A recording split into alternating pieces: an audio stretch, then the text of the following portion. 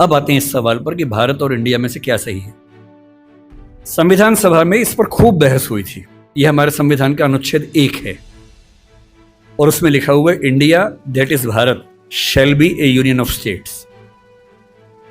बड़ी इंटरेस्टिंग बात है कि उस समय डिबेट थी कि भारत का नाम भारत रखें या इंडिया रखें। कुछ लोगों ने आर्यव्रत भी कहा, आर्यव्रत कहा, कुछ ने हिंदुस्तान कहा, सब नाम चले। अंत में सहमति बनी कि नहीं, भारत और इंडिया ही ठीक है। नेहरू जी ने खुल के तो नहीं, पर नेहरू जी के पर्सपेक्टिव से जो बात वहां पर ज्यादा आई वो ये थी कि हमारे संविधान के बनने की प्रक्रिया में जो बहुत सारे एक्ट थे जो अंग्रेजों ने बनाए थे, जैसे इंडिया इंडिपेंडेंस एक्ट 1947 का है, 1935 का एक्ट था, उन सब में इंडिया का इस्तेमाल था। उस समय के भारत की तरफ से जो समझौते अंतर्राष्ट्रीय थे उन सब में इंडिया नाम था। पश्चिम की दुनिया हमें इंडिया के नाम से जानती थी, अमेरिका हो, फ्रांस हो, कोई भी हो, सब इंडिया जानते थे। नेहरू जी का मिजाज जो था वो ये भी था कि हमें ग्लोबल पर्सपेक्टिव में चीजों को देखना है, पूरी दुनिया से संवाद करना है, क्योंकि उनकी रुचि अंतर्राष्ट्रीय मुद्दों में ज्यादा थी, बहुत ज्यादा थी। मेरे ख्याल से इन सब वजहों से तय हुआ कि हम अपना नाम इंडिया रखेंगे, पर इंडिया के बराबर महत्व भारत का भी रहेगा। तो लिखा गया India that is Bharat. India जो कि भारत है, राज्यों का एक संघ होगा। 4 दिन पहले की बात है, मैं हॉलैंड में एक टैक्सी में बैठा हुआ था। इंटरेस्टिंग मत सोच के देखिए, टैक्सी का ड्राइवर मोरक्को का रहने वाला था।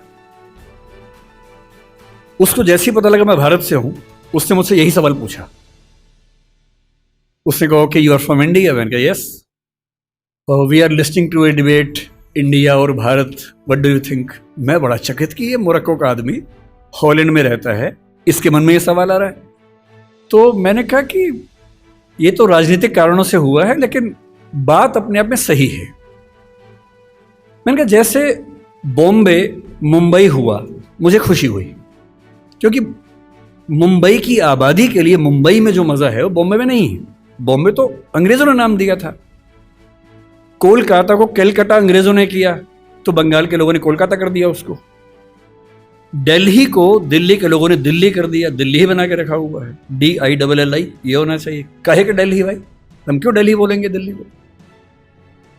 ये सारे तर्क अगर सही हैं, अगर बर्मा का नाम म्यांमार होना सही है क्योंकि उनकी जनता की आवाज तो म्यांमार में है, बर्मा में नहीं है।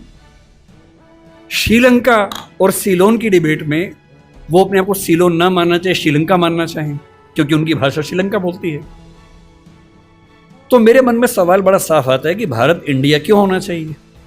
मैं फिर स्पष्ट कर दूं, मैं सरकार के पक्ष में नहीं बोल रहा हूं, मुझे उनसे रत्ती भर मतलब नहीं। मैं एक विचार की बात कर रहा हूं। और मैं जब संविधान पढ़ाया करता था, अनुच्छेद 1 पढ़ाते हुए मैं हमेशा बोलता था कि मुझे चुभन होती है ये पढ़ते हुए कि इंडिया दैट इज भारत। दोनों ही लिखने थे तो भारत दैट इज इंडिया कर देते। अगर दोनों ही लिखने थे, ठीक है, दोनों रखें, क्या दिक्कत है। इंटरेस्टिंग बात इसके बाद है, मोरक्को के उस ड्राइवर ने उसके बाद पता है क्या कहा? हिंदी में अगर बताऊं, बोले अच्छा अच्छा ये मामला है, अब समझ में आया। फिर बोले कि बड़ी इंटरेस्टिंग बात है, हमारा नाम मोरक्को पड़ गया फ्रेंच लोगों की वजह से। मोरक्को के लोग मोरक्को को मगरिब बोलते हैं। और जब मैं सऊदी अरबिया गया, सऊदी अरब के लोगों ने मुझसे पूछा कहां से आए हो, मैंने कहा मोरक्को। उन्होंने इस भाव से देखा कि मैं पागल हूं। बोले नहीं, मगरिब से आए हो। अगर मगरिब की आबादी खुद को मगरिब कह के खुश है, तो उसे फ्रेंच लोगों की वजह से मोरक्को क्यों कहा जाए? इंडिया शब्द वेस्ट ने दिया और बुरे भाव से दिया।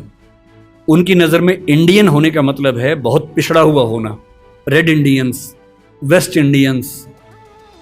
तो आज ये क्यों हुआ? मैं समझता हूं कि राजनीतिक निहितार्थ है और उस राजनीति में मेरी रुचि जरा सी भी नहीं है। लेकिन ये आज हो या कभी भी हो, मैं इस पक्ष में हूं कि देश का नाम देश की भाषा में होना चाहिए और देश की भाषा भारत के पक्ष में है। आप इंडिया भी रख लीजिए, इंडिया दैट इज भारत के बदले भारत दैट इज इंडिया मेरी पहली पसंद होगी। मुझे इंडिया से दिक्कत नहीं है, पर भारत मेरी पहली मोहब्बत है।